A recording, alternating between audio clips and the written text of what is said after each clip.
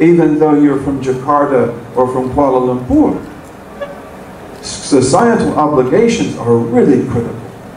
We have got to start taking care of business, and we cannot just sit back in comfort and let our ummah be destroyed and let our religion be defamed and be misrepresented by the worst of people, doing the worst of things in the name of our religion. All of these are societal obligations. And then we talk about setting priorities, which is also very important. That in Islam we have priorities. And so that it means that we can have a dozen things that are obligatory, but certain of them take priority over others. And we have to understand this. A woman once contacted me from central Missouri, by the way. That's the state I used to live in. I went to the University of Missouri, and God bless you all. It's not the University of Misery.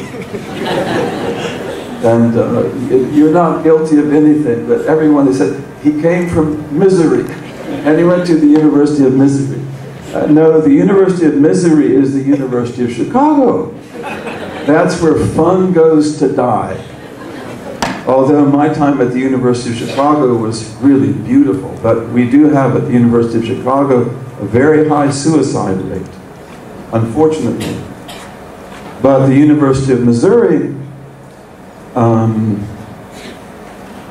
this woman wrote to me from central Missouri. Okay, she comes from redneck territory. And she was told in church that Islam is Satan's religion. Well, who could doubt that?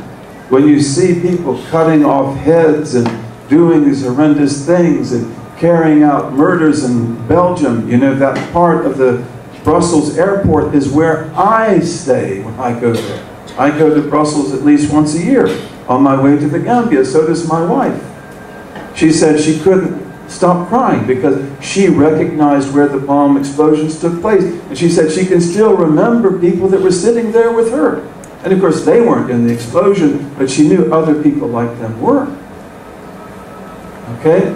So, in any case, this woman was taught that, look at these people. These are people we cannot live with. Their religion is Satan's religion.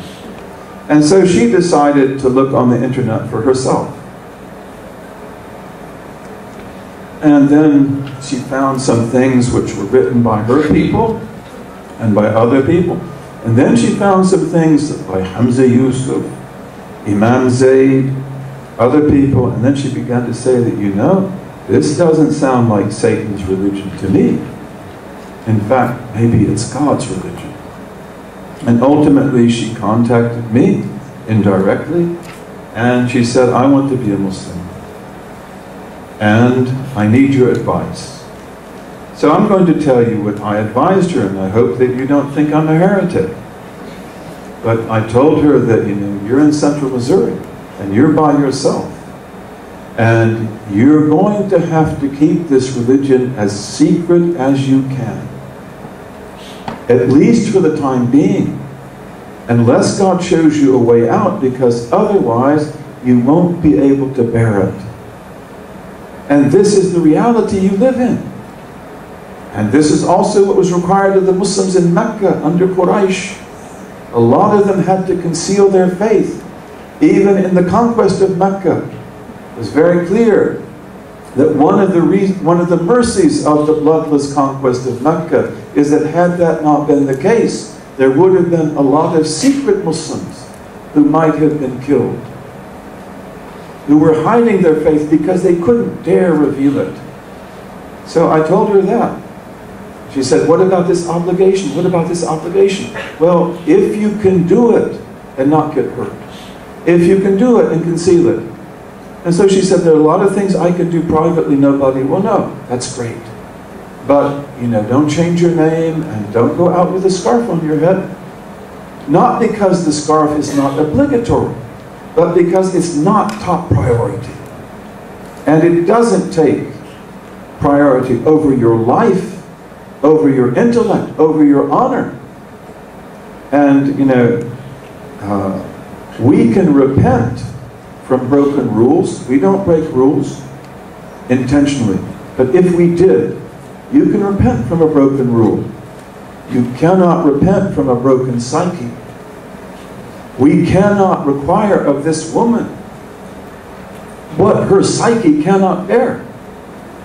We can't turn her into a basket case that has to go to the insane asylum. Right? This is priority. And in fact, she then wrote me and she said, I had a dream. She said, I was in a helicopter. I was above the ocean. We were way in the sky. And the helicopter captain said, we're going to crash. And you're going to have to jump from the helicopter. And when I say jump, jump. Otherwise, it's death. And she was terrified. Have you ever jumped into water from 50 feet up? 100 feet up? I've jumped into water from 50 feet. It hurts. If you don't know how to do it, it hurts. 100 feet, you might kill yourself. The higher you go, the more the water becomes like concrete. When I was a boy, we used to jump off of bridges. We were crazy.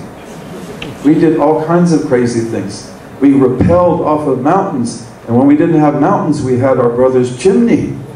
And the chimney would sway as we rappelled off of it. We were crazy.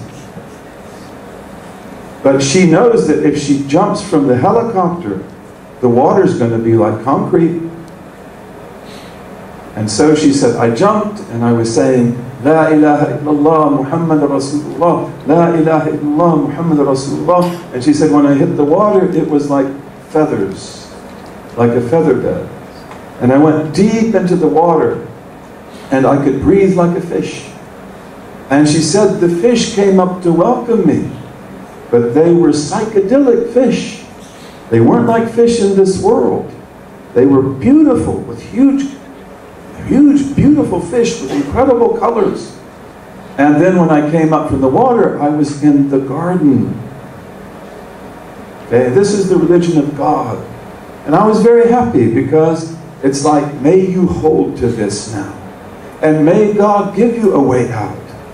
But as long as you are in redneck central Missouri, you'll have to protect your life and your honor.